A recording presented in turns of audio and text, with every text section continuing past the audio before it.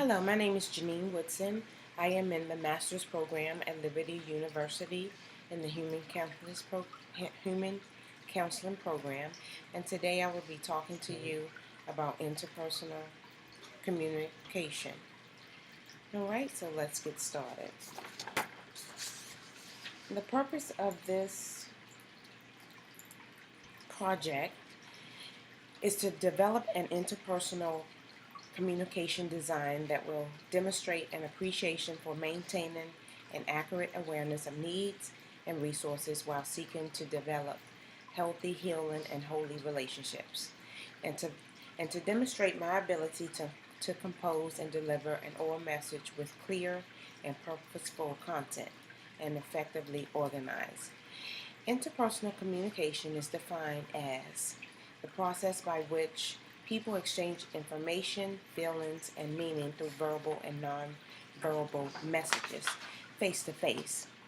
The term interpersonal labels the kind of communication that happens when the people involved talk and listen in ways that maximize the presence of the personal. When two people talk and listen in ways that improve their communication, and we find that interpersonal communication works better with two people who know and trust one another. They're able to talk effectively and exchange communication better when they know each other. While much work is needed to work out the details, we believe that our purposeful proposal allows for a better comprehension of the social structure of communication and the normative aspects of interpersonal relationships. All right.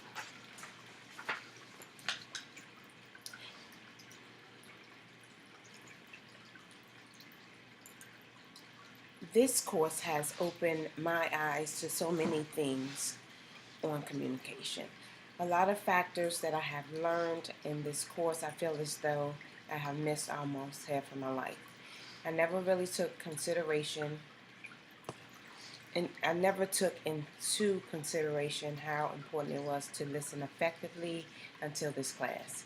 I am so pleased that I will be taking so many tools with me on the latter part of my journey. This class has taught me a life lesson on how important effective communication is, and I have found over the last few weeks how much easier it makes my life. My goal now and forevermore will be to ensure that as a talker, my message is coming across effectively, and as a listener, that I have received the message effectively. The main goal for me is to work harder at communicating with everyone.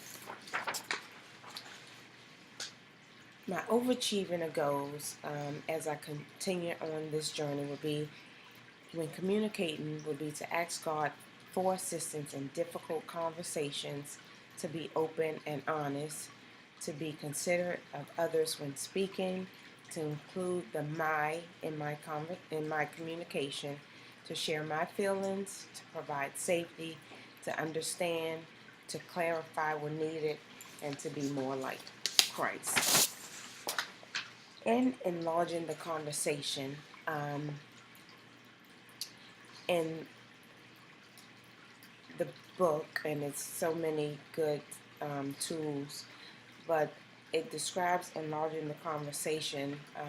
The definition can be described as an applied concept to the meaning, understanding, speaking, responding, and listening from an outlook that is larger than your own. Supporting information and examples of enlarging the conversation, as viewed by Peterson, states the best communication attempts contain three parts. That's feeling, thinking, and open ownership. It is important when communicating that you take ownership of your actions. Ownership and openness are two main goals in enlarging the conversation because it helps one take responsibility of their action and allows one to be open with others. Positive influence of overachieving the goal, it would be to use the I rational approach, and that would mean that both needs are met, and that's kind of a win-win situation when communicating. Another goal would be to take responsibility. Another goal is rational confronting, and that would be when confronting one to make sure that you're taking in consideration one's feelings.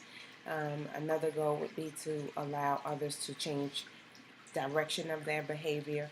Sometimes when you communicate with someone, it could be that the conversation gets off to a bad start, and work it would do both parties good if you allow that person to maybe uh, restart the conversation or rephrase what they said. Another goal would be to state specifically what is causing one to feel a type of way. So if you're talking to someone and they're not um, listening to you, or you notice that they're not really paying attention, you can ask them what causes them or why they're feeling that type of way. Do not use harsh words, do not blame, and problem solving would be a good overachieving a goal. Um, some negative influence of overachieving goal would be the you blaming approach, and that is when one person is defeated and one is victorious. Um, Another negative influence would be no plan put in place for resolution. The closes not so nice information, operates from a negative standpoint, confrontation that leads to disagreement or arguments, judgmental and attacking, does not take ownership, hurtful words. What distinguishes interpersonal communication is the particular quality or character of interaction. So the way you interact is very important when communicating as the talker and as the listener. My background, I am an African American female. I'm the sister of three brothers. I'm very independent. I'm the mother of one daughter. I'm a wife. And at times I tend to be very shy. I'm strong-willed, honest, and very positive.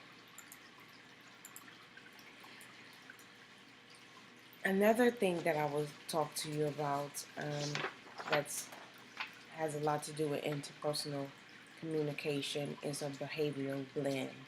The definition of a behavioral blend is described as behaviors and temperaments. And there are four temperaments in this model, and there can be described in the discs that are blended together to create a personality uniquely to that person. Um, my behavior blend describes me as active, task-oriented, dominating, directing, demanding, determined, decisive, doing, active, people-oriented, also with the I on the people side, inspiring, influencing, inducing, impressing, interactive, interested in people. On the passive side, and that will be the S, steady, I'm stable, and shy, as I said before, security oriented, servant, submissive, specialist.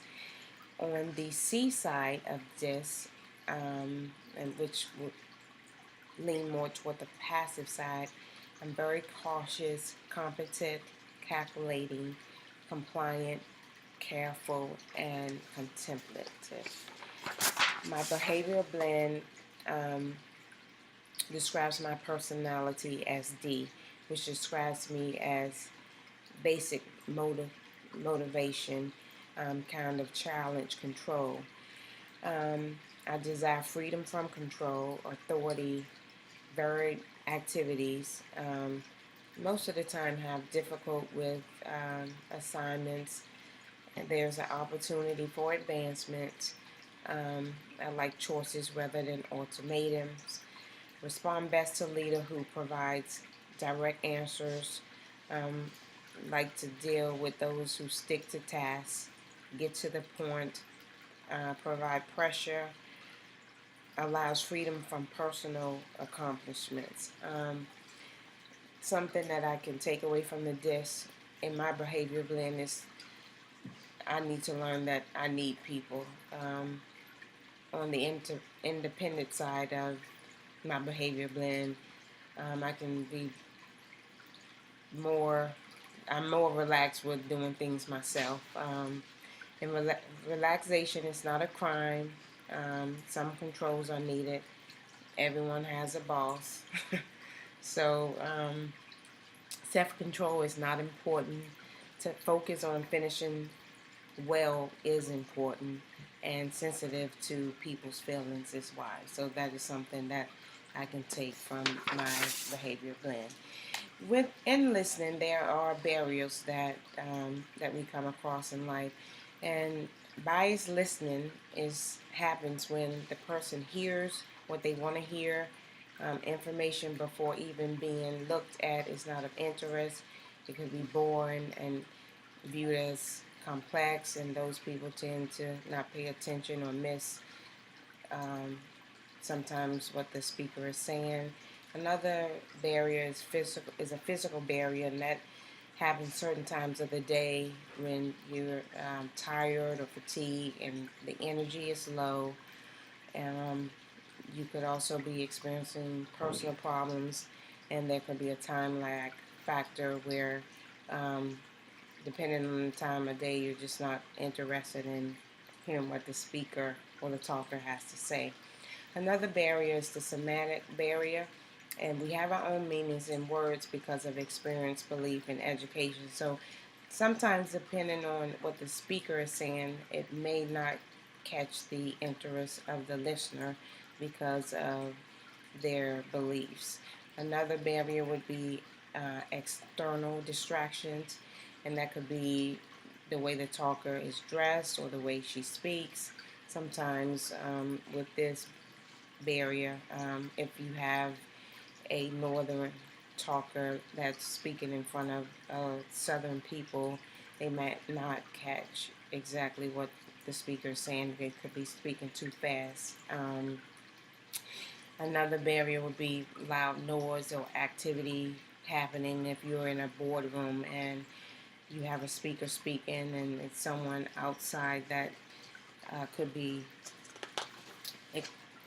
activities going on outside.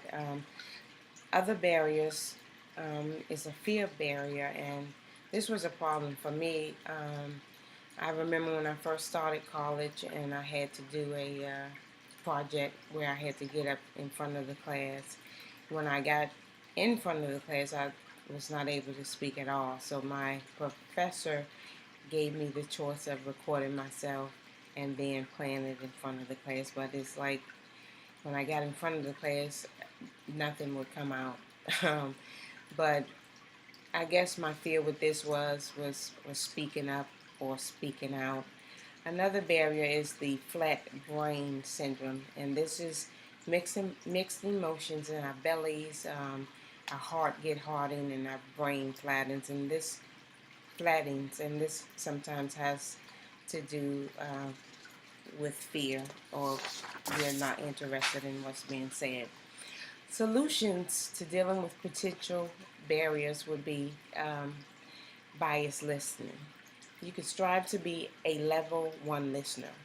Level, level one listening means refraining from judging the talker, refraining from judging the talker, and place yourself in the other person's position. Attempt to see things from his or her point of view. Physical barriers is when there are distractions. So you can try to listen at a level 2 so you won't miss the important things that the speaker is saying. Level 2 listening is hearing the words but not really paying attention. This way it keeps you from missing something that may be very important. Solutions to dealing with barriers is also semantic barrier. So you can try to make judgment on what we think we miss understood or uh, what we thought we saw. Be careful what you say. Some external distractions, you can try to tune out what is going on around you and focus on the speaker. If the information is not clear and you do not understand, ask for clarification or ask the speaker to repeat. Fear barriers, the solution to that is you can try to offer hope to the person that's going to be speaking. For the flat brain syndrome, a solution would be to build each other up, think before speaking, and be more cooperative. Noise pollution is another factor in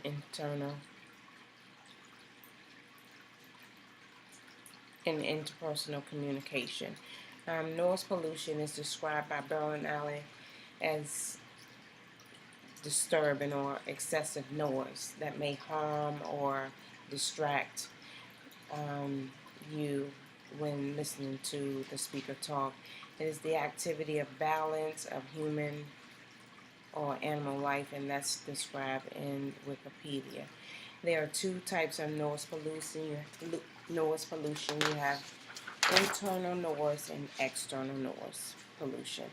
Internal noise pollution is distractions inside the brain that interrupt the thought process.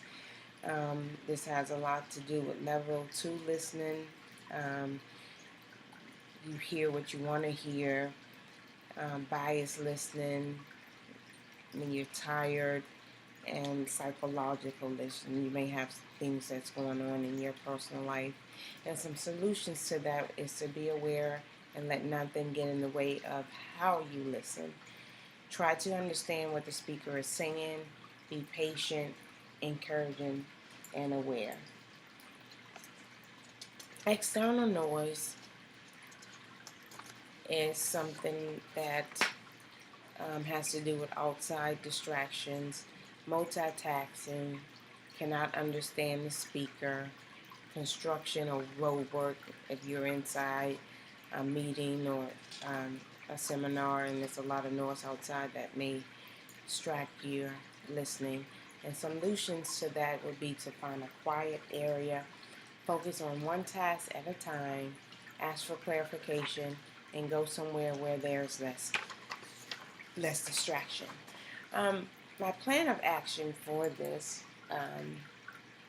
and what I've learned and what I plan to do going forward, is to try to communicate effectively as a listener and a talker, to avoid conflict, build relationships up, be more empathetic, be a level 1 listener, use the irrational approach, be more like Christ, ask for guidance and wisdom from God when I feel like I'm stuck, listen with intent, speak up when needed, and improve communication in all relationships. This class has taught me so much with communication, and I plan to use it effectively. Thank you. You did good. I didn't even switch the thing sometimes. I know it. That's That's okay. Did you push record when you started? yeah. Oh, 'cause I didn't see you push it.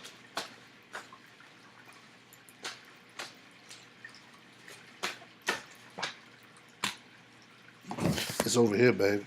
Yeah, you recorded. Okay, cool.